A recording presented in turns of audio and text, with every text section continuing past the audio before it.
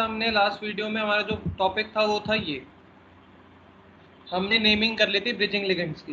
Bridging ligands की हमारी सारी नेमिंग हो चुकी थी लास्ट क्लास में। अब आज हम स्टार्ट करेंगे आगे का टॉपिक। ज़्यादा कुछ खास टॉपिक बचे नहीं हैं फिलहाल, बस ये टॉपिक्स अगर आप कर लोगे आपका काम यही बन जाएगा। अब देखो, पहला हम पढ़ते हैं इफेक्टिव एटॉमिक नंबर। बहुत छोटा सा टॉपिक है, कुछ खास काम का भी नहीं है, बट देख लो, क्योंकि लिखा रहता है बाद में बोलोगे पढ़ाया नहीं। इफेक्टिव एटॉमिक नंबर,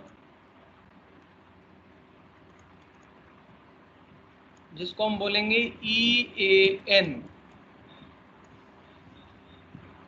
देखो, आपको कोई भी मॉलिक्यूल दे देंगे, कोई भी कॉम्प्लेक्स दे देंगे और उसका इफेक्टिव एटॉमिक नंबर निकालने को बोलेंगे।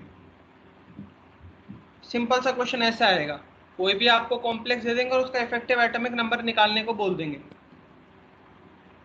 उसका फॉर्मूला क्या होता है मैं आपको बता देता हूँ। इफेक्टिव एटॉमिक नंबर का फॉर्मूला क्या होगा? इसका फॉर्मूला होगा आपका Z minus x plus Y. अब देखो, ये फॉर्मूला याद नहीं करना है, मैं आपको ट्रिक समझाऊंगा डायरेक्टली, बट जो फॉर्मूला होता है वो होता है Z minus x plus Y. अब क्या क्या क्या होता है मैं बता देता हूँ।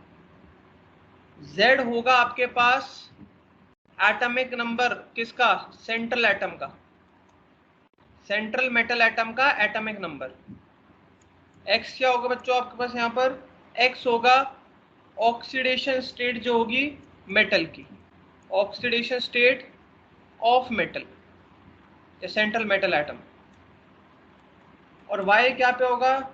Y होगा कि कितने इलेक्ट्रॉन्स डोनेट किए हैं लिगेंड ने।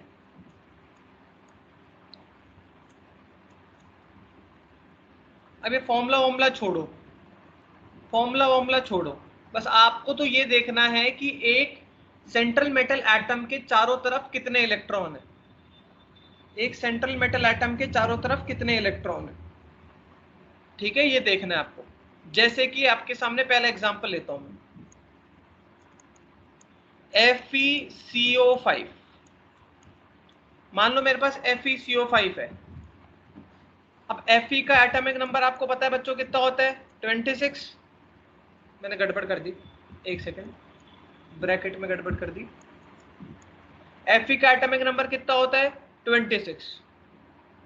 अब जो CO होता है ये एक लिगेंड की तरह बिहेव करेगा, यूनिडेंटेड लिगेंड है, और एक यूनिडेंटेड लिगेंड क्या करता है? अपना लोन पेयर डोनेट करता है। और एक लोन पेयर में बच्चों कितने इलेक्ट्रॉन्स होते हैं? 2 इलेक्ट्रॉन्स होते हैं। तो अगर मान लो यहाँ पे 5 मोनोडेंटेड लिगेंड ने बॉन्ड बना रखे हैं तो टोटल कितने इलेक्ट्रॉन्स हुए? 10 इलेक्ट्रॉन्स हुए। हर एक लिगेंड कितने इलेक्ट्रॉन्स डोनेट करता है? 2 करता है। 5 लिगेंड की वजह से कितने हो गए? 10 इलेक्ट्रॉन। तो कितना हो गया? 26 प्लस 10 36। ये हो गया इसका इफेक्टिव एटॉमिक नंबर। ये हो गया इसका इफेक्टिव एटॉमिक नंबर। कुछ नहीं करना आपको, सेंट्रल मेटल एटम को देखना है, फिर क्या करना है? जो लिगेंड है उसको ढूंढना है। अब हर एक लिगेंड 2 लोन पेयर देता है, तो 5 दूनी 10, तो 26 प्लस 10 36। बस ऐसा निकालना है। अब जैसे अगला एग्जांपल का जवाब आप दोगे मेरे को, इसका इफेक्टिव एटॉमिक नंबर क्या होगा?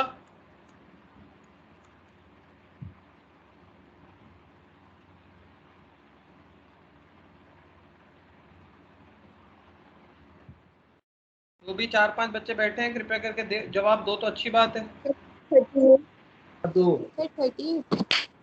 38, 32। पहले मेरे को बताओ, Fe का एटॉमिक नंबर मत देखो, Fe के आउटर मोस्ट में कितने इलेक्ट्रॉन है? Fe को पर ऑक्सीडेशन स्टेट कितना है बताओ? 2+। 2+, मतलब अब Fe के आउटर मोस्ट में कितने इलेक्ट्रॉन है? 3d6। अरे आउटर नहीं, सॉरी, ओवरऑल कितने इलेक्ट्रॉन्स है Fe के पास? नॉर्मल केस में कितने होते हैं उसके पास? नॉर्मल केस में उसके पास इलेक्ट्रॉन्स होते हैं 26। Fe का एटॉमिक नंबर 26 होता है। बट अगर आप इसका ऑक्सीडेशन स्टेट निकालोगे तो क्या चार्ज होगा इसके ऊपर? +2 चार्ज होगा। 24। तो 24 हो जाएगा Fe के ऊपर इलेक्ट्रॉन्स, प्लस अब नाइट्रो NH3 एक लोन पेयर देता है, 6 का NH3 का कितना हो जाएगा 12, तो कितना हो गया 36। अरे पार्थ रहने दो, आ गया सर। जिन्होंने क्लास नहीं लेनी है रहने दो, कोई जरूरी नहीं है, अगर घर वालों ने बिठा रखा है तो अलग बात है, बाकी ये क्लास मैंडेटरी नहीं है। नहीं सर, घर वालों खुद को आया बोल हूँ दो। मैं सर। अरे खुद आया फिर ठीक है। नहीं मैं वैसे नहीं कहना चाह रहा, क्योंकि टॉपिक पढ़ा नहीं है ना, बीच में से आके फिर खुद कंफ्यूज हो गए, इसलिए बोल रहा हूँ। तो अगर मन करे चला हाँ जाना, सर। मैं बुरा नहीं मानूंगा ना, मैं इसकी अटेंडेंस डालूंगा। किसी सबके लिए बोल रहा हूँ, पार्थ के लिए नहीं बोल रहा, पार्थ ने भी पिछली क्लास नहीं ली थी इसलिए बोल रहा हूँ। चलो अब आगे देखो, आगे एक और एग्जाम्पल कर लो अगर कर पाओ तो। एग्जाम्पल से क्या होगा, थोड़ा समझ आ जाएगा कि क्या हो रहा है। FeCN6 4 नेगेटिव, इसका बताओ क्या होगा, दिमाग लगा के बताना है, बहुत आसान है।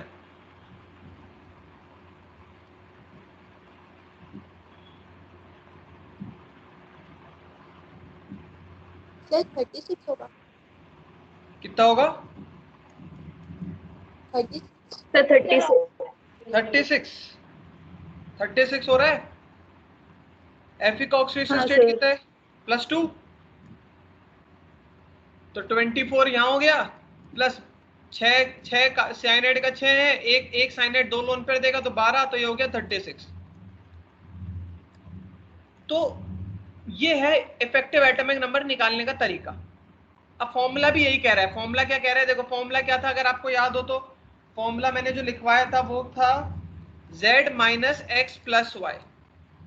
अब देखो इस वाले एग्जांपल में देखो, Z क्या है, Z मतलब एटॉमिक नंबर, तो कितना है 26, माइनस ऑक्सीडेशन स्टेट कितनी है 2, प्लस कितने लोन पर सॉरी इलेक्ट्रॉन्स कितने डोनेट कर रहे हैं 6 दूनी 12, तो अभी भी 36 आएगा। तो आप तो सीधा सीधा याद रखो कि मेटल के आउटर मोस्ट में कितने इलेक्ट्रॉन्स हैं, या मेटल के चारों तरफ कितने इलेक्ट्रॉन हैं, 24 खुद के, 24 खुद के, और ये 12 इलेक्ट्रॉन इसने शेयरिंग कर रखी है किसके साथ, लिगेंड के साथ। असली में होता है कि आपको पता ही होगा कोऑर्डिनेशन बॉन्ड में कि लिगेंड अपने लोन पेयर को कहां पे डालता है, Fe के खाली डब्बे में डालता है। तो अभी हाल फिलहाल Fe के चारों तरफ 36 इलेक्ट्रॉन का वास है।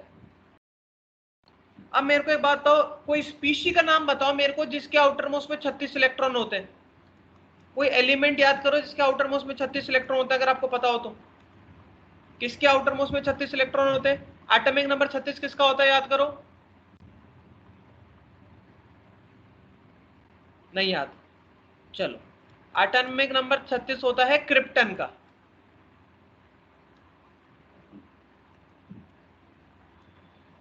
एटॉमिक नंबर 36 होता है क्रिप्टन का, ठीक है।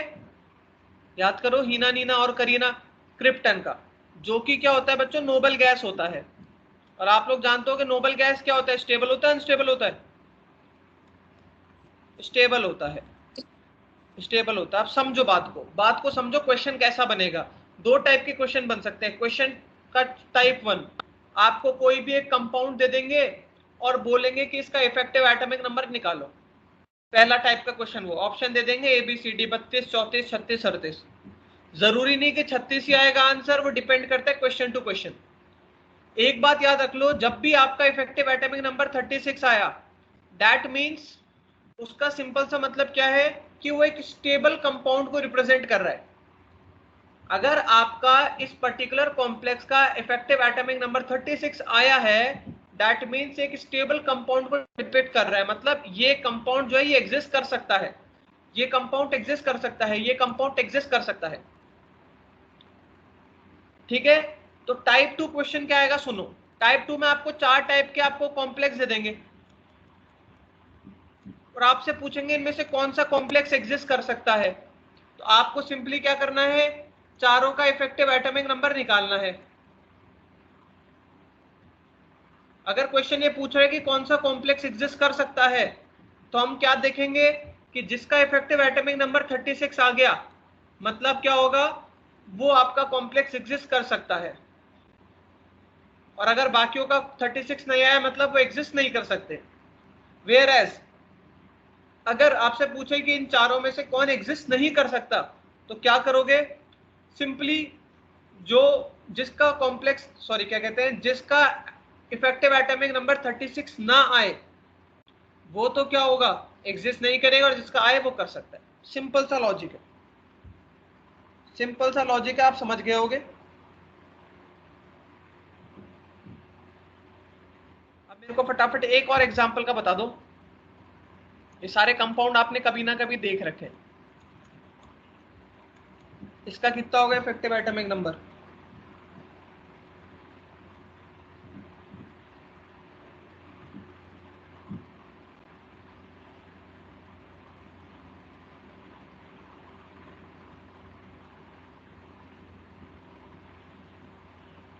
सर 45। 45 तो कहां से होगा, 35।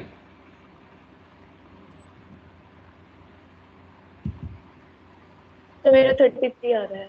33, हाँ 33, सॉरी 33। क्रोमियम का कितना होता है, 24। 24 में से कितने इलेक्ट्रॉन निकलेंगे, 3 निकलेंगे, क्योंकि ऑक्सीडेशन नंबर इसका कितना आ रहा है, +3। तो कितना हो गया 21। तो 21 और ये कितना हो गया, 6 2 जा 12, तो कितना आ गया 33। बस ऐसे याद करना है आपको। सिंपल सा क्वेश्चन हमेशा ये आता है कि इफेक्टिव एटॉमिक नंबर क्या होगा। आई होप आप ये कर लोगे, कुछ दिक्कत है तो मुझसे पूछ लो। अब हम चलते हैं सर लास्ट। हाँ बोलो, था तो क्या बोल सर रहे हो? अगर किसी भी मतलब जैसे अगर सर किसी भी नोबल गैस का वो आया, जैसे अभी क्रिप्टन का है 36, इसी तरह दूसरी नोबल गैस का भी अगर आ जाता तो फिर वो भी स्टेबल होगा ना हाँ कंपाउंड? कंपैरेटिवली स्टेबल होगा, बट किसी और का आएगा ही नहीं। अपने को तो सिर्फ 3D सीरीज ही याद है, हमें तो सिर्फ 3D सीरीज ही याद है, याद करो। तो हमारे लिए तो क्रिप्टन ही आएगा। ठीक आपको है सर। आज तक आपने 4D सीरीज पढ़ी नहीं है। हाँ युवराज क्या बोल रहे थे? तो पिछले में Fe का कंपाउंड था सर, उस पे 4 नेगेटिव था, तो वो तो उसमें तो माइनस नहीं होता सर अरे नहीं तो इलेक्ट्रॉन। ये नहीं चेक करना, सॉरी इसका ऑक्सीडेशन नंबर चेक करना है। Fe का ऑक्सीडेशन नंबर चेक करना है। देखो Fe के आउटर मोस्ट में देखो ना कितने हैं, देखो Fe का कितना होता है, x -6 = -4। Cn के ऊपर -1 चार्ज होता है ना, Fe का कितना हो जाएगा, +2 हो जाएगा। आगे समझ यस में? Sir. Okay okay okay okay, चलो चलो। अब सिनर्जिस्टिक बॉन्डिंग का एविडेंस देख लेते हैं, और उससे रिलेटेड क्या क्वेश्चन आते हैं ये भी देख लेते हैं। देखो आपने पढ़ा होगा, मैंने जब आपको मेटल कार्बोनिल बताया था, जितना आपके स्कूल मतलब एनसीईआरटी लेवल में दे रखा है, मैंने उतना ही बताया था आपको कि कार्बन कार्बन के बीच में ट्रिपल बॉन्ड होता है और बैक बॉन्डिंग होती है। याद करो, इसमें बैक बॉन्डिंग होती है, ठीक है, वो पाई स्टार वाली बॉन्डिंग होती है, एंटी बॉन्डिंग वाला, वो पूरा रिवाइज कर लेना। अब सुनो, होता क्या है, ये कंपैरेटिवली आपने सुना होगा, मैंने आपको बता भी रखा होगा कि ये बॉन्डिंग स्ट्रांग होती है, क्योंकि बैक बॉन्डिंग हो रही है, एक्स्ट्रा बॉन्डिंग हो रही है। इसलिए आपने सुना होगा CO स्ट्रॉन्गर लिगेंड होता है अदर देन बाकी सब, तो ये स्ट्रांग बॉन्डिंग होती है। बट अगर मान लो इसके साइड में मेटल लग गया, मान लो जैसे हमने देखा है ना NiCO4। NiCO4 का मतलब क्या है कि निकल किससे अटैच है, 4 CO से अटैच है। मतलब क्या है, कार्बन और निकल के बीच में बॉन्डिंग बन रही है, मेटल कार्बोनिल बॉन्ड जिसको कहते हैं हम। अब समझना, अरे सारा मिट गया, चलो कोई बात नहीं। Synergetic bond, synergistic bond. अब समझना ध्यान से, MC, अब मैं सिंगल बॉन्ड बना रहा हूं O। ये 3 टाइप के बॉन्ड है। कार्बन बच्चों एक बॉन्ड बनाए, एक बॉन्ड मतलब कार्बन बॉन्डिंग करेगा ऑक्सीजन से भी और मेटल से भी। बट समझने की कोशिश करना मैं क्या कहना चाह रहा हूं। अगर मेटल से कार्बन की बॉन्डिंग स्ट्रांग होने लगेगी, अगर मेटल और कार्बन की बॉन्डिंग स्ट्रांग होगी, तो कंपैरेटिवली फिर ये वाली बॉन्डिंग वीक हो जाएगी। और अगर मेटल और कार्बोनिल की बॉन्डिंग वीक होगी, तो कंपैरेटिवली ये वाली बॉन्डिंग क्या हो जाएगी, स्ट्रांग हो जाएगी। सिंपल सा लॉजिक है। कार्बन को तो ओवरऑल बॉन्ड बनाना है, अगर वो मेटल से अच्छा बॉन्ड बनाएगा, ओवरलैपिंग ज्यादा करेगा, तो ऑब्वियस सी बात है ऑक्सीजन से कम करेगा। सिमिलरली अगर वो मेटल से कम ओवरलैपिंग करेगा, दैट मीन्स ऑक्सीजन से ज्यादा करेगा। अब समझने की कोशिश करो, मैं आपसे एक क्वेश्चन पूछना चाह रहा हूं, समझना इंपॉर्टेंट है, रटना है आपको, फाइनली इसका ऑर्डर रटना है। अगर मैं आपसे पूछूं कि मैं आपको 3 कंपाउंड दे रहा हूं, एक है CrCO6, एक है VCO6 नेगेटिव, और एक है TiCO6 2 नेगेटिव। अब देखो एक लाइन याद कर लेना कि कॉम्प्लेक्स जितना नेगेटिव होगा, कॉम्प्लेक्स जितना नेगेटिव होगा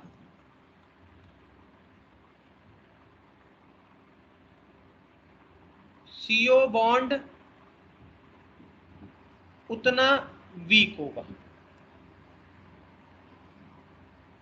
ये लाइन रट लो, आधे MCQs तो आपके यहीं से क्लियर हो जाएंगे बस इससे रिलेटेड। कॉम्प्लेक्स में बच्चों जितना नेगेटिव चार्ज होगा CO बॉन्ड उतना वीक होगा।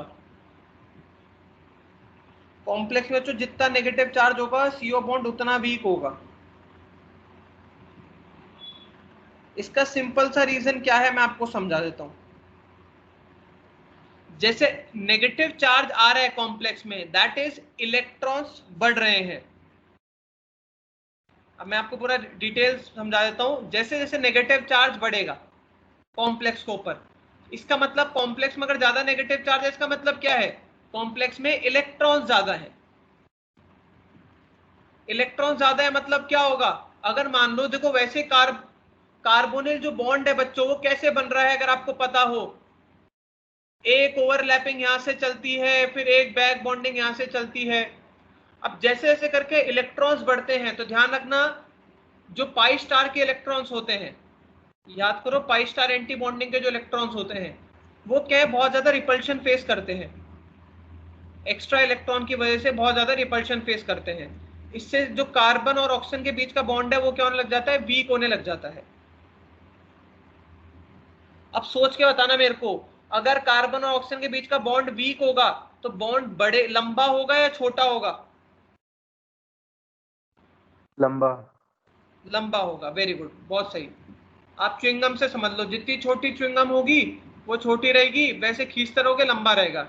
आप वैसे सिंपल समझ लो, अरे एक सिंगल बॉन्ड है, एक डबल बॉन्ड है और एक ट्रिपल बॉन्ड है, जैसे जैसे ओवरलैपिंग बढ़ती है बॉन्ड लेंथ छोटी होती रहती है और बॉन्ड स्ट्रेंथ बढ़ती रहती है। याद करो बॉन्ड लेंथ और बॉन्ड स्ट्रेंथ का इनवर्स रिलेशन होता है, जैसे जैसे लेंथ छोटी होती रहती है वैसे वैसे क्या होगा, आपको तोड़ने में ज्यादा एनर्जी लगेगी। अब खुद सोचो अगर बॉन्ड वीक हो रहा है मतलब बॉन्ड लेंथ बड़ी हो रही होगी, बॉन्ड लेंथ बड़ी हो रही होगी। अब समझना मेरी बात, तो सबसे पहली बात याद रखना, जैसे जैसे इलेक्ट्रॉन्स बढ़ेंगे कॉम्प्लेक्स के अंदर रिपल्शन बढ़ेगा, रिपल्शन बढ़ेगा तो बॉन्ड CO बॉन्ड वीक होगा, CO बॉन्ड वीक होगा तो वो लंबा होगा। मेरे को एक बात बताओ, जैसे जैसे बॉन्ड वीक होता है बॉन्डिंग कम होती है तो बॉन्ड ऑर्डर बढ़ेगा या कम होगा, बॉन्ड ऑर्डर, याद करो बॉन्ड ऑर्डर क्या होता है, बॉन्ड ऑर्डर का बॉन्ड स्ट्रेंथ से रिलेशन याद है क्या होता है, मेरे को तो सिंगल बॉन्ड की स्ट्रेंथ सबसे ज्यादा होती है, ट्रिपल बॉन्ड की स्ट्रेंथ सबसे ज्यादा होती है। Single bond. अरे सिंगल। इंडिविजुअल, अरे इंडिविजुअल नहीं पूछ रहा मैं, सिग्मा बॉन्ड और फिर पाई ट्रिपल बॉन्ड की बॉन्ड बात था। नहीं कर रहा। आप कंफ्यूज हो जाते हो सिंगल और ट्रिपल में और सिग्मा और पाई में, एक डंडी तोड़ना मुश्किल है, 3 डंडी तोड़ना मुश्किल है। तो सिंपल सी बात है, क्या गलत गलत जवाब दे, ट्रिपल बॉन्ड होगा ना ज्यादा ज्यादा स्ट्रॉन्ग। बॉन्ड ऑर्डर क्या होगा बताओ सिंगल बॉन्ड का, बॉन्ड ऑर्डर याद है, 50 सर था वो हाफ शायद। इंटू 50 होता है ना। Half number of bonding minus 50%। Number 50% नहीं बेटा, एंटी बॉन्डिंग। वो तो एस करेक्टर हो गया, कुछ भी बोले जा रहे हैं सबके सब। कोई बात नहीं, कोई बात नहीं, याद करो मैं बताता हूं आपको क्या होता है। एक half number of bonding minus number of anti bonding होता है, ये तो आपका है एमओटी में। बॉन्ड डॉटर का सिंपल मतलब क्या होता है तो बता दो, बॉन्ड का ऑर्डर। बॉन्ड का ऑर्डर मतलब sir number of electrons in bonding molecules में अपन वो माइनस कर देते हैं ना, ये तो एंटी बॉन्डिंग वाले। अरे ये तो एमओटी का कॉन्सेप्ट है। बॉन्ड ऑर्डर का सिंपल मतलब क्या होता है? बॉन्ड ऑर्डर क्या होता है? अरे यार बच्चों, आपको कुछ याद ही नहीं है, पढ़ो वापस से। Number of bonds, chemical bonding class start हो रही है, नंबर ऑफ बॉन्ड्स होता है बॉन्ड ऑर्डर। अगर नाइट्रोजन का बॉन्ड ऑर्डर 3n2 का मतलब उसके बीच में कितने बॉन्ड है? 3 बॉन्ड है। ऑक्सीजन का बॉन्ड ऑर्डर 2 हाँ है सर। तो कितने बॉन्ड है? 2 बॉन्ड है। बस ये पूछ रहा था मैं आपको, आप पता नहीं क्या टेक्निकल बातें कर रहे हो। अब मेरे को खुद सोच के बताओ, बॉन्ड ऑर्डर जितना ज्यादा होगा बॉन्ड स्ट्रेंथ उतनी ज्यादा होगी। अब मेरे को बताओ, बॉन्ड धीरे धीरे करके वीक हो रहा है तो बॉन्ड ऑर्डर धीरे धीरे करके बढ़ेगा या कम होगा? कम होगा। कम होगा। Very good come. Parth. Sir फिर से रिपीट करो। अगर बढ़ेगा धीरे ना धीरे, सर। अरे बॉन्ड ऑर्डर धीरे धीरे वीक हो रहा है, मान लो पहले ट्रिपल बॉन्ड बन रहा था और अब डबल बॉन्ड बन रहा है, बॉन्ड वीक हो गया ना अब कंपैरेटिवली। पहले मान लो 3 ओवरलैपिंग हो रही थी, अब 2 ओवरलैपिंग हो रही है। जैसे जैसे ओवरलैपिंग कम होगी तो बॉन्ड ऑर्डर ऑटोमेटिकली कम होगा। नहीं आ रहा समझ में? आ गया सर। अरे देखो, यहाँ ट्रिपल बॉन्ड था, मान लो मैं अगर ट्रिपल बॉन्ड से डबल बॉन्ड जाऊंगा तो बॉन्ड ऑर्डर कम हो गया और बॉन्ड भी तो वीक हो गया कंपैरेटिवली।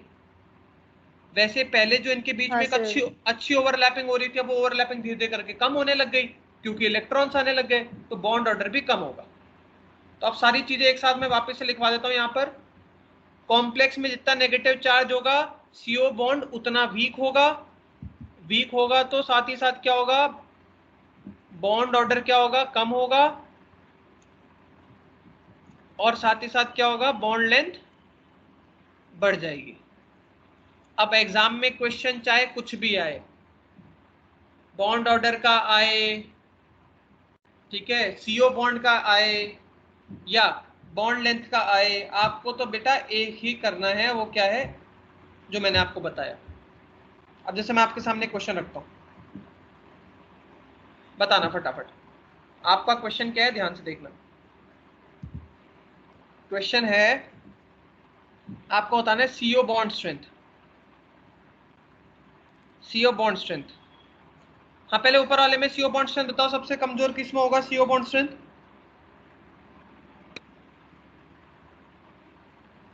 इसमें बताओ सबसे कमजोर तीसरे कौन वाले होगा? में। तीसरे थर्ड वाले में, वाले थर्ड का। वाले में, थर्ड वाले का। वेरी गुड, थर्ड वाला सबसे कमजोर होगा क्योंकि ज्यादा नेगेटिव है। बस इतना देखना है, ऑक्सीडेशन स्टेट मत निकालना मेटल का, यहाँ पे दिमाग ज्यादा मत लगाना, आपको कॉम्प्लेक्स सा निकालना है, सीधी सी बात याद रखो। एक और क्वेश्चन लिख लो, एग्जाम में ऐसे क्वेश्चन आते हैं। NiCO4 CO4 नेगेटिव और FeCO4 2 नेगेटिव। अब बताओ किसका होगा? यही CO बॉन्ड स्ट्रेंथ सबसे कम, तीसरे वाले का ही होगा। तीसरे वाले का होगा। बस थर्ड वाले का। बस यही बात है और कुछ नहीं है, इससे ज्यादा आपको दिमाग लगाना ही नहीं है। यही है आपके कुछ टॉपिक्स जो आपको एक्स्ट्रा में पढ़ने थे। यही कुछ टॉपिक्स हैं जो आपको एक्स्ट्रा में पढ़ने थे, बस इससे ज्यादा तो क्या करोगे पढ़ के। हाँ, अब कभी कभी कुछ नए नए कंपाउंड्स आ जाते हैं, जैसे कभी फेरोसिन आ गया, कभी कुछ आ गया। ये बहुत, मतलब इसको मैं पढ़ा भी दूं तो कोई मतलब नहीं है क्योंकि हर साल या हर 2-3 साल में वो एक कंपाउंड ऐसे देंगे जो बिल्कुल आउट ऑफ द कंटेक्स्ट है। बिलीव करो, मैं तो फेरोसिन पढ़ रहा हूं, हमारे ये MSc फर्स्ट ईयर में आता है, ये MSc प्रीवियस में आता है ये फेरोसिन का ढंग से स्ट्रक्चर सब कुछ। तो फॉर्मूला क्या होता है फेरोसिन का? फेरोसिन में कुछ नहीं होता, साइक्लो पेंटाडाई, एक सेकंड में बना देता हूं, इसको हम बोलते हैं, ऐसा बनेगा ये, साइक्लो पेंटाडाइइनल की 2 रिंग्स होती है, बीच में Fe आएगा सर। बीच में इन दोनों रिंग को कौन कनेक्ट कर रहा है? Fe। बस अब ये आपका आपको क्या लेना है, साइक्लोपेंटुइन लेना है, 2 साइक्लोपेंटुइन लेना है, ठीक है, और उनके बीच में Fe2+ को इंसर्ट कर देना है तो फेरोसिन बन जाएगा। इंपॉर्टेंट कंपाउंड होता है लैब में और वैसे बहुत सारे काम में आता है, ठीक है, अपने इतने कुछ खास काम का नहीं है। अब इसको पढ़ने में कोई दिक्कत नहीं है, बट बिलीव करो ये किसी ने नहीं पढ़ाया होगा, चाहे वो जेई की प्रिपरेशन या नीट की प्रिपरेशन में, और पढ़ाया होगा तो सिर्फ हल्का से स्ट्रक्चर डिस्कस किया होगा, ज्यादा इसको पढ़ना ही नहीं है। सर इसके बहुत क्वेश्चन हैं बहुत फेरोसिन। क्वेश्चन कहाँ देखें, देखते हैं अभी, अगर हाँ। अगर बहुत सारे दिखेंगे तो आप कर लेंगे हम। हाँ, फेरोसिन में ईएन का आता है, फेरोसिन में इफेक्टिव एटॉमिक नंबर का रूल बनता है, वो वाला क्वेश्चन आप कर लो, अभी बताऊंगा जैसे आगे आएगा। बाकी फेरोसिन में इतने कोई खास क्वेश्चन है ही नहीं, पता नहीं आपने इतने सारे कहां से देख लिए। सर मतलब बहुत बार क्वेश्चंस में दिखा है ये नाम फेरोसिन फेरोसिन। अरे नाम देखा होगा, फेरोसिन में भी आप बस एक बात ध्यान रखना, फेरोसिन का इफेक्टिव एटॉमिक नंबर होता है 36, सीधी सी बात, ये रट लो। इसी वजह से स्टेबल होता है, इसी वजह से स्टेबल होता है, बस इससे ज्यादा आपको कुछ याद करना ही नहीं है फेरोसिन के बारे में, ठीक है, ये बात याद रख लो, इसी वजह से स्टेबल होता है। अब हाँ, इसमें होता क्या, मैंने बताया था ना आपको, साइक्लोपेंटीन, साइक्लोपेंटुइन, 2,4-डाइन। अब अगर मैं पूछूं फेरोसिन में टोटल पाई इलेक्ट्रॉन्स कितने होंगे, तो बताओ कितने होंगे?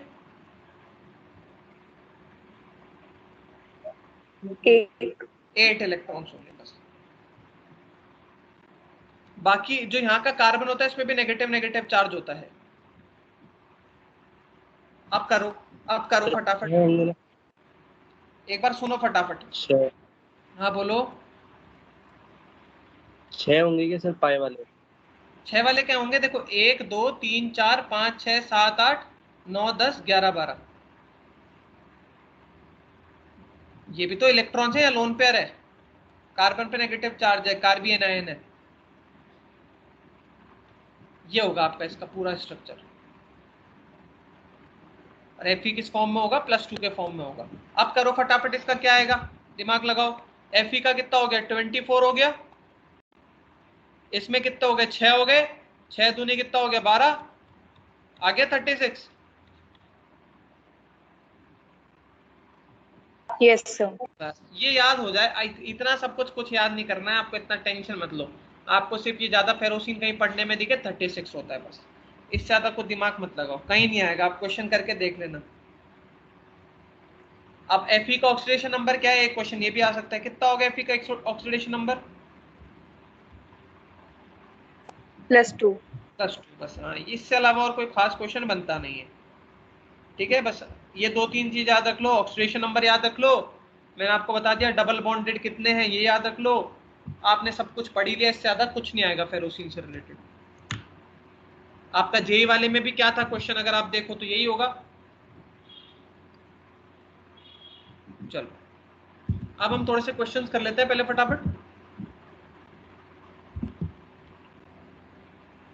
सो डैट थोड़ा पता लगे।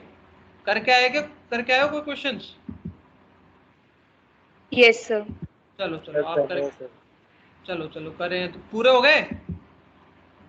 सर ये नहीं वाले सर, बहुत नीचे सारे सर, डाउट्स हैं। अच्छा, बहुत सारे डाउट्स हैं, अरे इतने डाउट्स कहाँ से आ गए? इस वाली शीट में सिर्फ नीचे 7 सर। साल। अरे इसमें करने थे ना यार, जब मैंने बोला एक दिन में कर लेते, इसमें कर लेते तो तुम्हें थोड़ा आइडिया हो जाता, तभी तो बोला मैंने सबको करने दो, करना तो पड़ेगा आपको फाइनली, ऐसा नहीं है कि इसको आप इग्नोर करोगे, क्वेश्चन यहीं से घूम घुमा के आते हैं। चलो वो सर आपने दी थी ना, उसमें PYQs थे, वो किए थे। तो PYQs इसको करने थे ना, अभी फिलहाल मैंने बोला था ना आपको। चलो कोई बात नहीं, देखो वैसे मैं बता देता हूँ, सिंपल से क्वेश्चन से आप आसानी से कर लोगे। पहले वाले क्वेश्चन का आंसर आप ऑटोमेटिकली बता ही दोगे, क्या होगा? ए, ग्रिग्नार्ड रिएजेंट। क्वेश्चन है ऑर्गेनोमेटेलिक कंपाउंड, ग्रिग्नार्ड रिएजेंट, इसमें कोई गलती होनी ही नहीं चाहिए, इसमें कोई गलती होनी चाहिए, बहुत सिंपल से सवाल है ये क्वेश्चन नहीं हो पाएगा तो गड़बड़ हो सकती है अब इतना पढ़ने के बाद में, तो इन क्वेश्चंस को गलत नहीं करना है, ठीक है। चलो अब आगे करते हैं दूसरे क्वेश्चंस को। दूसरा क्वेश्चन है, देखो दूसरा क्वेश्चन को देखो फटाफट। क्वेश्चन कोई खास मुश्किल नहीं था, आसानी से हो सकता था मेरे हिसाब से। कोई प्रॉब्लम है क्या दूसरे में? मैं फिर जल्दी जल्दी बता दूं। चलो प्रॉब्लम हो तो पहले बता देना मेरे को, फिर मैं स्पीड में ये तो आगे बढ़ लूंगा।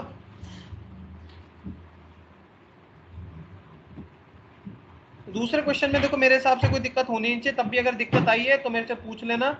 दूसरा क्वेश्चन सिंपल सा आपका एनसीईआरटी टाइप का क्वेश्चन है। क्या आंसर आया था इसका? Sir B. बी आ गया। चलो चलो ठीक है, बहुत आसान है। देखो बहुत आसान है, ये क्वेश्चन करने में कोई दिक्कत होनी नहीं चाहिए। इसमें क्या होगा देखो, आपको देखो एजीसीएल बनाना है। एजीसीएल मतलब जितने सीएल बाहर रह सकते हैं, जितने सीएल मैक्सिमम बाहर रह सकते हैं। अब सीओ क्या है, 6 बॉन्ड बनाता है, आपको पता होगा सीओ 6 बॉन्ड बनाता है। अब सीओ क्योंकि 6 बॉन्ड बनाता है, तो अब यहाँ पे 6 NH3 है, तो सारे के सारे क्या हो जाएंगे, अंदर हो जाएंगे, और बाकी सीएल क्या हो जाएंगे, बाहर हो जाएंगे। तो यहाँ पे कितने सीएल रिलीज हो सकते हैं मैक्सिमम? 3 हो सकते हैं। Yes sir. चलो चलो चलो, मतलब ये क्वेश्चन हो गया, ये एनसीईआरटी का क्वेश्चन है, तो बहुत सिंपल है, तो आप कर ही सकते थे। अगर ये भी गड़बड़ है तो कोई बात नहीं, पूछ लेना मेरे से। थर्ड क्वेश्चन, अब थर्ड क्वेश्चन देखो फटाफट। Correct increasing order of wavelength of absorption in the visible region for the complex CO3+। अब इसमें देखो ये वाला एनर्जी वाले क्वेश्चन कराए थे ना मैंने, ये हो गया था। हाँ सर। चलो हाँ। चलो, ये भी पिछले वीडियोस में हो चुके हैं ये सारे क्वेश्चंस। लिगेंड जितना स्ट्रॉन्ग लिगेंड होगा उस हिसाब से करना था आपको। फोर्थ भी हो गया था। हाँ प्रिया आपने किया, तो प्रॉब्लम किस में पहले ये बताओ? सर 7th वाला। 7th में। फोर्थ हो जाएगा आसानी से। फिफ्थ में ट्रांस इफेक्ट वाला मेरे हिसाब से आप कर ही लोगे। 6 जॉन टेलर है, आप कर लोगे। अब आते हैं 7th पे। आप 7th क्वेश्चन बच्चों करके बताओ, फटाफट जवाब दो मेरे को, दिमाग लगा के। फर्स्ट होगा सर। फर्स्ट होगा, सबके सब बताओ। अभी बताया, अभी अभी जितना ज्यादा नेगेटिव चार्ज होगा उतना वीक सीओ बॉन्ड होगा, जितना वीक सीओ बॉन्ड होगा उतना कम बॉन्ड ऑर्डर होगा, उतना कम बॉन्ड ऑर्डर होगा तो उतनी लंबी बॉन्ड लेंथ होगी। आया क्या आंसर? बताओ फटाफट। फर्स्ट होगा ना, ज्यादा नेगेटिव चार्ज है, सीधी सी बात है। जितना ज्यादा नेगेटिव चार्ज होगा उतना बॉन्ड वीक होगा, लंबा खींचेगा तो लॉन्गेस्ट होगा। इसके बाद बताओ कौन सी दिक्कत थी? सर नीचे करो। अच्छा 8th हो गया था। 8th बहुत आसान है, कर लोगे। 9th कर लोगे, 10th कर लोगे। नहीं sir, 10th sorry 12th 10th करवा चुके हैं। 11th पॉसिबल आइसोमर कर लोगे, 11th भी कर लोगे। 11th आपका हो गया। और 12th। अब 12th क्वेश्चन को ध्यान से देखो। 12th क्वेश्चन बोल रहा है कि cobalt 3 chloride forms several ऑक्टाइडल complex with ammonia, which of the following will not give test of chloride ion with silver nitrate at 25 degree Celsius. मतलब आप पास क्लोरीन नहीं बचने चाहिए, सीधी सी बात है, क्लोरीन नहीं बचने चाहिए। अभी पिछला वाला क्वेश्चन क्या था, दूसरा वाला उसी के जैसा है। अब समझने की कोशिश करना मेरी बात। कोबाल्ट है, 6 बॉन्ड बनाने हैं उसको, और बाहर एक भी क्लोरीन नहीं होना चाहिए। तो बाहर एक भी क्लोरीन नहीं होना चाहिए, सब में देख रहे हो आप 3 क्लोरीन है, तो मतलब 3 क्लोरीन क्या होने चाहिए, अंदर होनी चाहिए। सी होगा। हाँ सी होगा। सर अब डी होगा। अरे डी क्यों होगा? आप समझने की कोशिश करो। अब बचे हुए क्या करेगा, देखो अगर NH3 4 हो गए, अगर NH3 4 हो गए तो क्या गड़बड़ हो जाएगी, 4 NH3 अंदर चल जाएंगे, 2 क्लोरीन बाहर अंदर चल जाएंगे, और 1 क्लोरीन बाहर रह जाएगा। बट हाँ अगर सर सी होगा। NH3 3 होंगे तो 3 NH3 अंदर, 3 क्लोरीन बाहर, और सॉरी 3 NH3 अंदर, 3 क्लोरीन अंदर, और बाहर कुछ भी नहीं। तो इसका आंसर हो जाएगा सी। इसका आंसर सी हो जाएगा। आई होप समझ में आ गया होगा, इसमें कुछ गड़बड़ नहीं होनी चाहिए, पूछ लेना नहीं तो। यस सर आ गया। ये कैंसिल का मतलब क्या है, ये क्वेश्चन कैंसिल हो गया है? बताओ इसका मतलब क्या है? पता नहीं अरे सर। पेपर कैंसिल हो गया था, ये लीक हो गया था, ये पेपर संदीप सर के टाइम का बात है। पेपर लीक हो गया था, ये पेपर वापस से करवाया गया था, रिकंडक्ट हुआ था पेपर। तो ये पहला वाला पेपर जिसके फर्रे मिल गए थे लोगों को, उसका क्वेश्चन है ये। ऊपर वाला क्वेश्चन 2015 का, मतलब ये जो रीटेस्ट हुआ था उसका ये वाला। अगला, फिर अगला बताओ, 13th हो जाएगा। 14। 14 सारे कर लिए थे आपने क्वेश्चन? सारे तो आपने हाँ भी सर। अच्छा अच्छा, ठीक है ठीक है। देखो बच्चों, थोड़ा टाइम स्पीड बढ़ानी पड़ेगी तभी होगा काम, नहीं तो होगा नहीं। 14 क्वेश्चन है, among which of the following compound CFSE, sorry, among the following complexes the one which shows zero crystal field stabilization energy is। अब इसमें यार आपको थोड़ा सा दिमाग लगाना पड़ेगा। क्रिस्टल फील्ड स्टेबलाइजेशन एनर्जी सबसे कम किस में होगी, तो कर लो फटाफट, वो वाला काम करना है ना आपको इसमें। नीचे देखो, सब में कौन है, H2O है। H2 होता है वीक फील्ड, समझना इस क्वेश्चन को। सर पर आपने बोला था कि H2 बॉर्डर लाइन पे होता है, तो उसको वीक फील्ड कैसे ले सकते हैं? H2 जब भी अकेले, मतलब बॉर्डर लाइन का मतलब ध्यान रखना, जब भी H2 को आप कंसिडर वीक फील्ड में ही करो हमेशा। कभी कभी किसी किसी केस में स्ट्रॉन्ग फील्ड की तरह बिहेव करता है, बाकी H2 comparatively weak field ligand है, हमेशा ध्यान रखो। बॉर्डर लाइन का मतलब नहीं होता। दो कॉम्प्लेक्स हैं, एक तो H2O और एक ऑक्सलेट आयन। तो इसको तो हमेशा वीक ही कंसीडर किया करो H2O को, और इसको हमेशा स्ट्रॉन्ग ही कंसीडर किया करो। बाकी दोनों ही बॉर्डर लाइन में दोनों की तरह बिहेव करते हैं हमेशा। हमेशा इसको वीक कंसीडर करो, हमेशा, जब तक कोई आपको स्पेसिफाई नहीं हो रखा। अब देखो, अगर वीक फील्ड लिगेंड होगा तो वीक फील्ड लिगेंड आप जानते हो, वीक फील्ड लिगेंड है तो पेयरिंग नहीं कराएगा, delta not is less than pairing होगा। अब delta not is less than pairing होगा तो आपको सर ये पता है बी क्या वाला होगा। होगा। क्या बोल रहे हो, डेल्टा नोट। क्या हुआ, समझ नहीं पा रहा सर मैं क्या डेल्टा कह रहा नोट एनर्जी से। हूँ। अरे चलो एक सेकंड रुको, होल्ड करो एक बार, होल्ड करो। मेरे पास एक तो खाली पन्ना भी नहीं है, खाली पन्ना कहाँ से लेकर आऊँ मैं।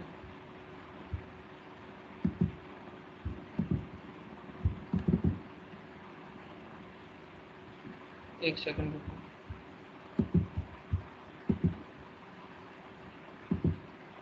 हाँ सर डेल्टा नॉट बड़ा होगा सर।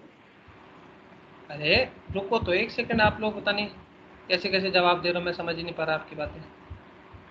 होल्ड करो, मैं खाली पन्ना बना रहा हूँ पहले। P2G3 वाला बनेगा sir configuration, P2 3G E1। एक सेकंड पहले मैं एक बार खाली पन्ना बना देता हूँ।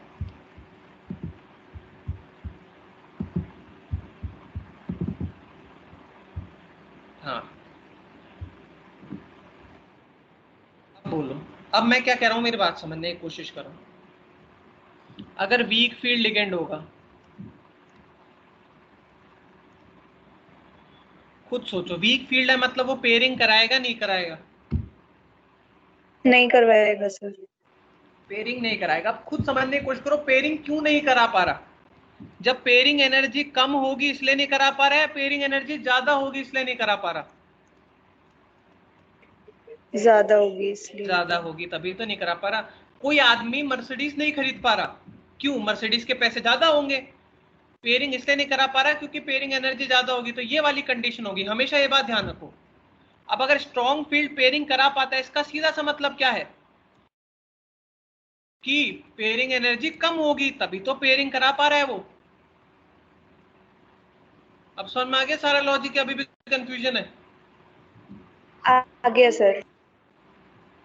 चलो अब आगे चलते हैं, अब आगे फटाफट आगे चलते हैं और देखते हैं क्या कहना चाह रहा है क्वेश्चन।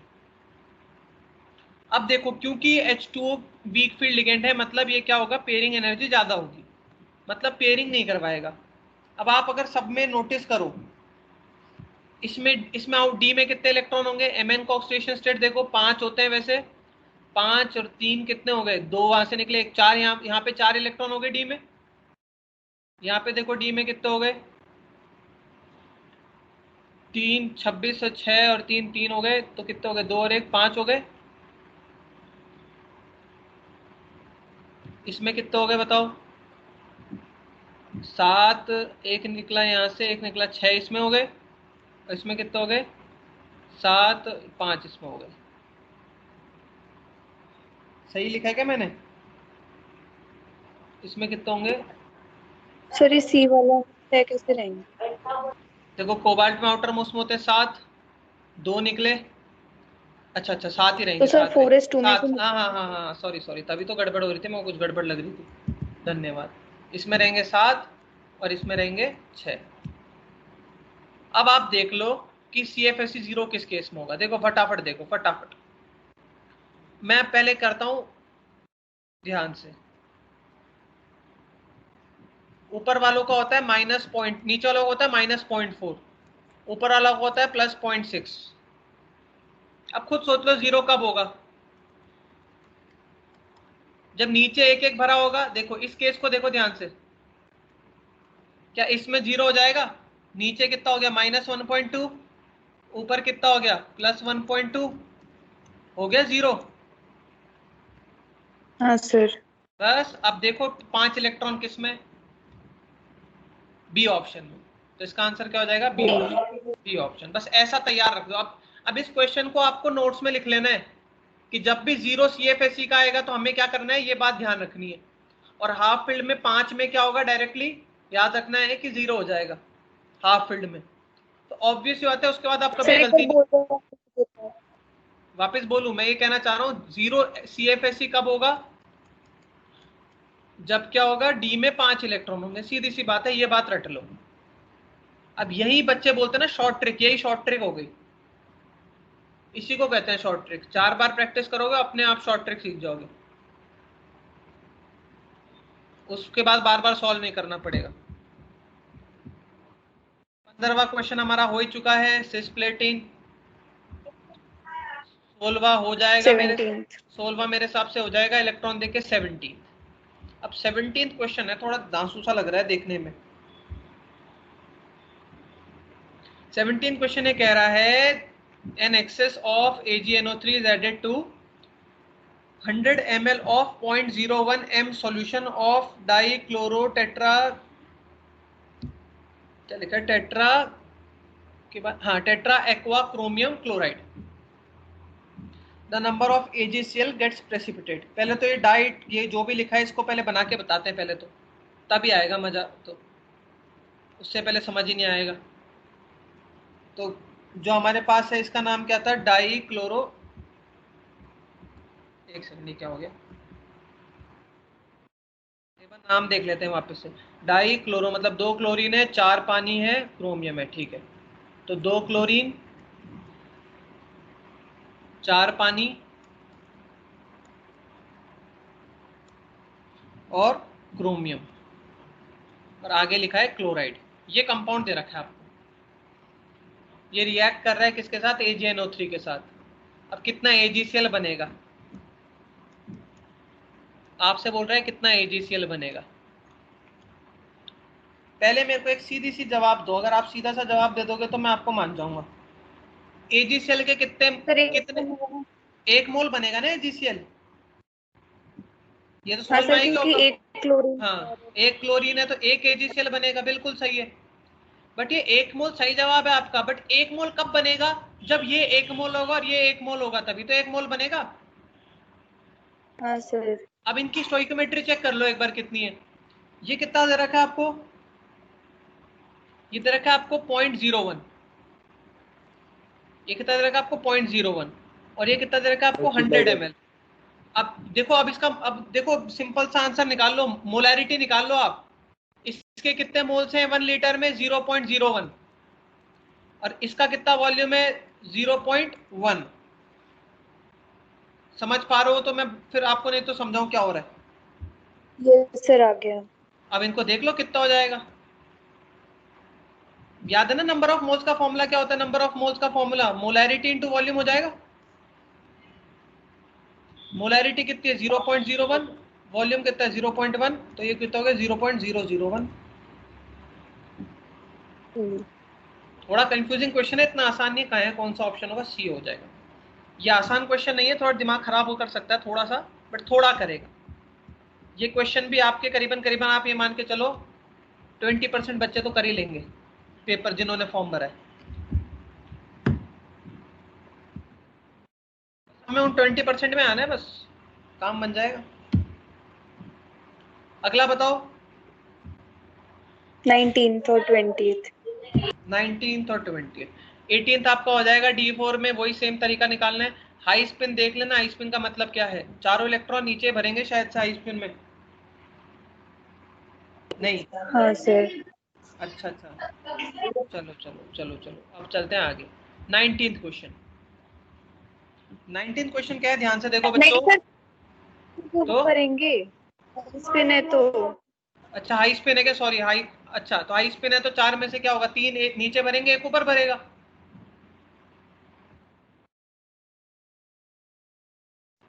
यही तो होगा, तीन नीचे एक ऊपर। हाँ सर। तो -0.4 इंटू 3 प्लस 0.6 इंटू 1, तो -12 -0.6 हो गया इसका आंसर। चलो ठीक है, बता देना मेरे को कुछ गड़बड़ कर दूं तो, क्योंकि मैं जल्दीबाजी में गड़बड़ कर सकता हूँ। हाँ 19th क्वेश्चन देखो फटाफट। 19th question. सर अब 19th क्वेश्चन देखते हैं, पहले पता तो चले। CONH3 4 Cl2 10, हाँ तो Cl कौन सा आइसोमर होगा, देखो दोनों Cl आपके 90 डिग्री पे हैं। क्वेश्चन क्या बोल रहा है, देख के हो गया तो याद करो। MA4B2 वाला है ये, MA4B2। MA4B2 में दो आइसोमर होते थे, सिस और ट्रांस। याद करो ये कौन सा आइसोमर था, ये सिस आइसोमर था, ध्यान रखना।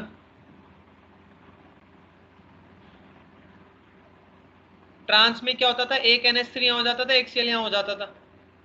नोट्स में देख लेना, MA4B2 आ जाएगा ऑटोमेटिकली समझ में। हाँ सर। चलो चलो, कोई बात नहीं, बट ऐसे क्वेश्चन गलत हो सकते हैं, ध्यान रखना।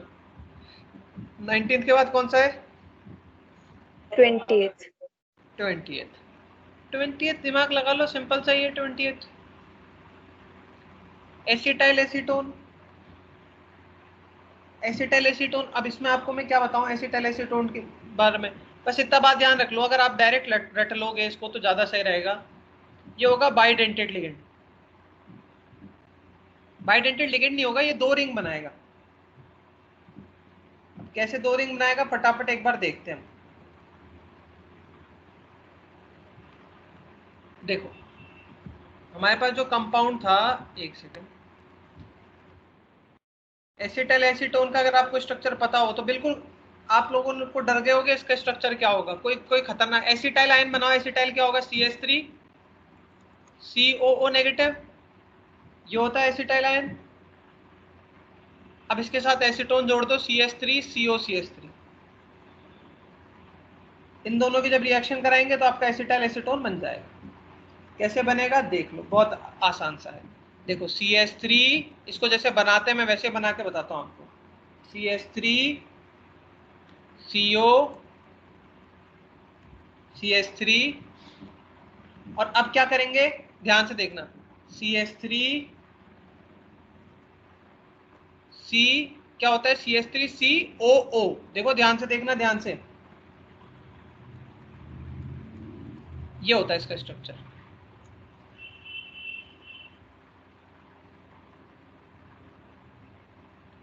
अब अपने को इतना सब कुछ ध्यान नहीं रखना, बस अपने को ये बात ध्यान रखनी है, जब ये बॉन्डिंग करेगा ना तो दो रिंग बन जाएगी, दो रिंग्स बन जाएंगी।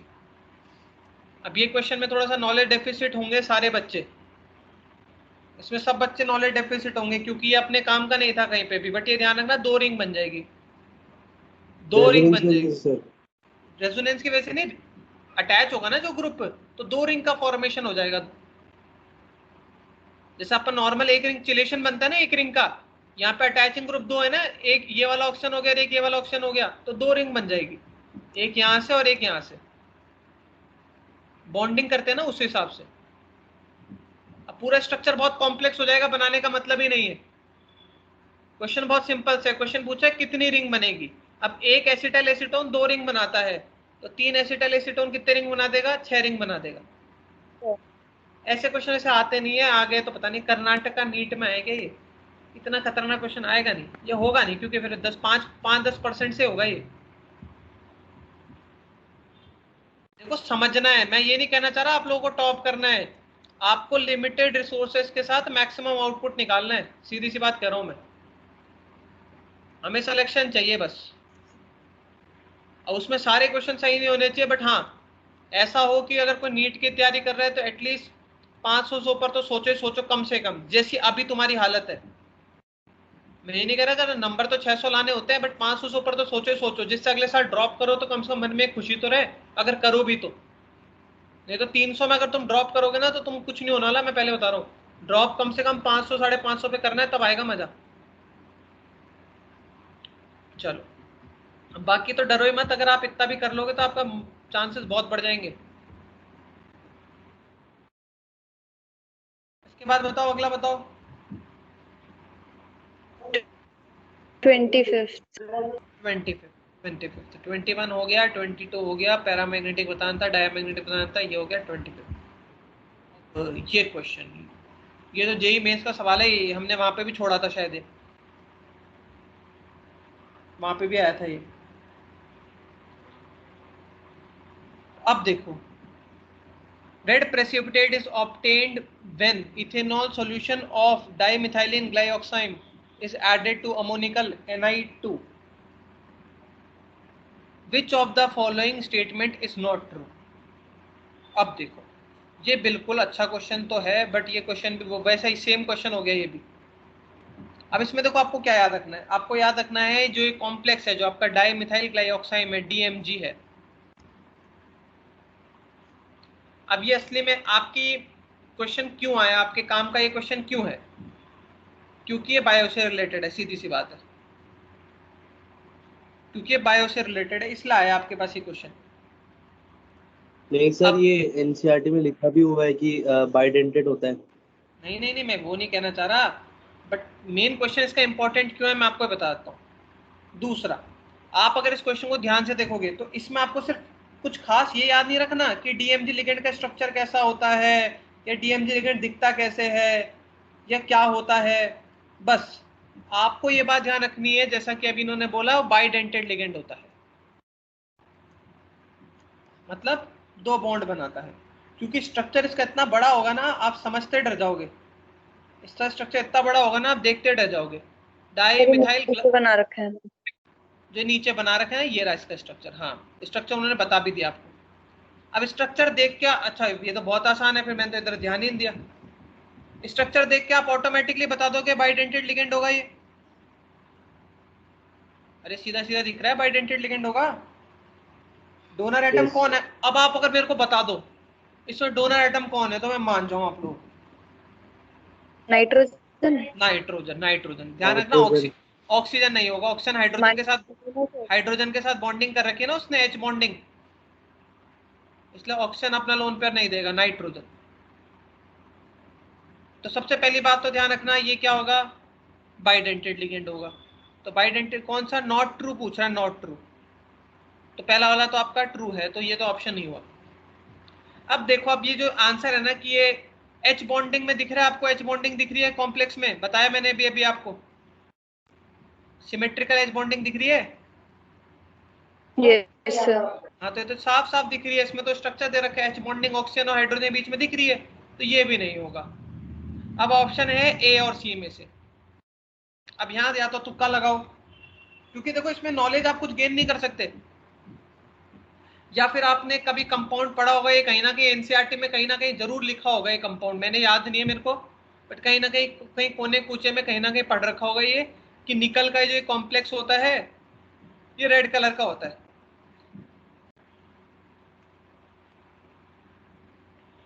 सर डी है आंसर तो। आंसर डी तो हो ही नहीं सकता भाई। सर वो इसमें उन 2019 वाले में भी आया था यही। आंसर डी कैसे हो गया यार ये? बाइडेंटेड क्या है आंसर? डी का डी है क्या? डी हो ही नहीं सकता। सर सी होगा, सी। अच्छा, सी तो आ रहा है ना, सी तो, अरे इसका टेट्राहेड्रल कॉम्प्लेक्स नहीं होता, ये स्क्वायर प्लेनर कॉम्प्लेक्स होता है। डी कहां से आ रहा है नील इसका? लिगेंसी तो दो ही होगी इसकी, अभी खुद ही बोल रहे थे तुम स्टार्टिंग में बाइडेंटेड लिगेंड। वहां ये क्वेश्चन आया होगा 2019 में कि करेक्ट ऑप्शन बताओ। क्वेश्चन पढ़ना ध्यान से, या तो हाँ सर देख। हाँ, करेक्ट ऑप्शन पूछा होगा तो वहां करेक्ट में तो बाइडेंटेड हुआ ना ये। तो ध्यान रखना ये क्या है, स्क्वायर प्लेनर कॉम्प्लेक्स अच्छा होता सर है। इसमें नॉट ट्रू लिखा है क्या? मैं नॉट ट्रू देखा लिखा नहीं। है, नॉट ट्रू, तभी तो मैं सोचा ये डी कैसे हो गया, अरे क्या हो गया। आंसर होगा सी। याद रखना ये स्क्वायर प्लेनर कॉम्प्लेक्स होता है, टेट्राहेड्रल नहीं होता है, सीधी सी बात है। अब यार ये क्वेश्चन थोड़ा सा कॉम्प्लिकेटेड है, मैं ये नहीं कहना चाह रहा आसान है, बट अब इसको एक बार पढ़ लो, रट लो, याद कर लो, अगली बार अगर, अब देखो खुद सोचो तुम, ये 2012 में और ये बोल रहे हैं 2019 में भी आया था, जेई में आया था ना 2019 में, अपन जब पीडीएफ कर रहे थे। वो तो आपने सोचो, उसको बोला था एक बार लीव कर बाद बताओ। हाँ इसको अभी फिलहाल लीव कर दो, वो बोला था। अब खुद सोचो तुम, अगर आप 2010 से लेकर 2019 तक के पेपर कर लोगे तो ऑटोमेटिकली देखो सेम क्वेश्चन टपक गया। तो ऐसे तैयार रहो, कुछ भी आ सकता है, इसलिए बोल रहा हूँ नीट और जेई दोनों का कर लो।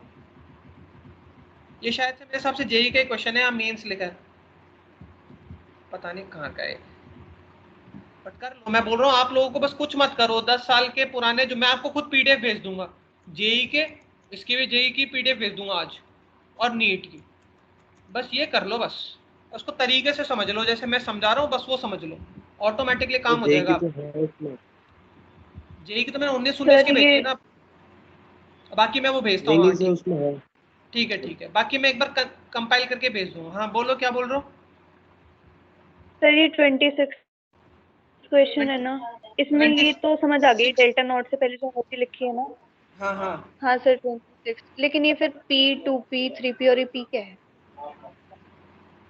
अब देखो इसका एक फॉर्मूला होता है, ये पी वाला इन्होंने डाल दिया यहाँ पे।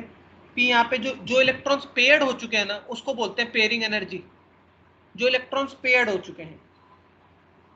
अब लो स्पिन है, लो स्पिन का मतलब क्या होगा कि स्ट्रॉन्ग लिगेंड है। पहले इसका आपका तो वो क्या आ रहा पेयरिंग है, एनर्जी। पहले इसका आपका आंसर क्या आ रहा है, डेल्टा नॉट कितना आ रहा है,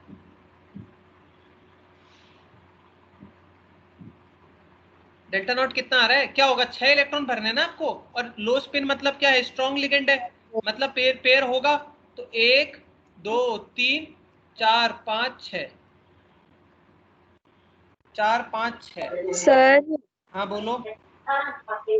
सर आपने अभी तो पहले बताया था कि पेयरिंग एंड स्ट्रॉन्ग फील्ड में पेयरिंग एनर्जी कम होगी, तो पेयर कैसे होंगे इलेक्ट्रॉन्स? अरे अगर पेयरिंग एनर्जी कम होगी तभी तो पेयर होंगे, जो एनर्जी कम होगी वहां जाएगा ना। खुद सोचो, हाँ सर। अगर ये गैप डेल्टा नॉट ज्यादा है तो ऊपर कैसे जाएगा, फिर पेयर होना प्रेफर करेगा हाँ सर। नहीं है।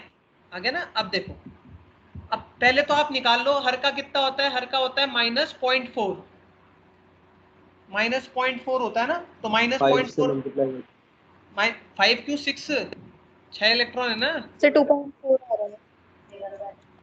तो ये आ रहा है -2.4। अब 2.4 मतलब कितना हो गया, इसमें से ये हो गया 12.5, 12.5 -12.5 2.4 के बराबर होता है। बट 12.5 तो ए में भी है बी में भी है। अब समझो ये प्लस पी का मतलब क्या होता है, पेयरिंग एनर्जी।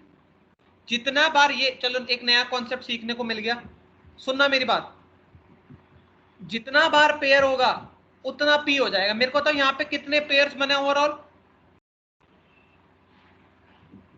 3। 3, 1 2 3, तो यहाँ पे हो जाएगा +3p। पेयर होने पे भी तो एक एनर्जी मिलेगी, इसको हम पेयरिंग एनर्जी कहते हैं। जब इलेक्ट्रॉन्स पेयर्ड होंगे तो एक एनर्जी होगी ना, उसको हम पेयरिंग एनर्जी कहते हैं, जिसको हम पी से डिनोट कर रहे थे। नहीं आ रही बात समझ में, देखो आ आगे गया से। सर। देखो देखो मैं समझा देता हूँ अगर नहीं आई तो। सिंपल सा है, ये रहा एक, ये रहा एक, यहाँ 2 यहाँ 3। अब मान लो इनके बीच का गैप है 100 का, पहले 3 इलेक्ट्रॉन तो यहाँ भर जाएंगे, और पेयरिंग एनर्जी है मान लो कितनी, 50 की। पेयरिंग एनर्जी हो जाएगी 50 की। अब पेयरिंग एनर्जी प्रेफर करेगा क्योंकि कम है, तो जब यहाँ पे पहला इलेक्ट्रॉन भरेगा तो कितनी एनर्जी लगी, 50 लगी ना, तो 50 ये हो गया, फिर यहाँ भरेगा तो 50 ये हो गया, यहाँ भरेगा तो 50 ये हो गया, तो 3 × 50 हो गया। बस ये चीज सीख लो, बस समझ गए होगे शायद से क्या कहा मैंने। तो ये इसका क्या हो जाएगा, +3 पे हो जाएगा, बी ऑप्शन हो जाएगा इसका। देखो कितनी नई नई चीजें सीखने को मिली है क्वेश्चन के साथ साथ। ये लिखते हुए जाना है एग्जाम, ये एमसीक्यू छोड़ मत देना, हर जहां जहां तुमने नई नई चीजें सीखी है उसको सॉल्व करना, उसको लिख लेना नोट्स में। 5-10 पन्नों की नोट्स कॉपी बन जाएगी एडिशनल वाली। हाँ अब बताओ इसके बाद किसमें दिक्कत है? 32। थ्योरी से ज्यादा क्या बोल रहा है नेम?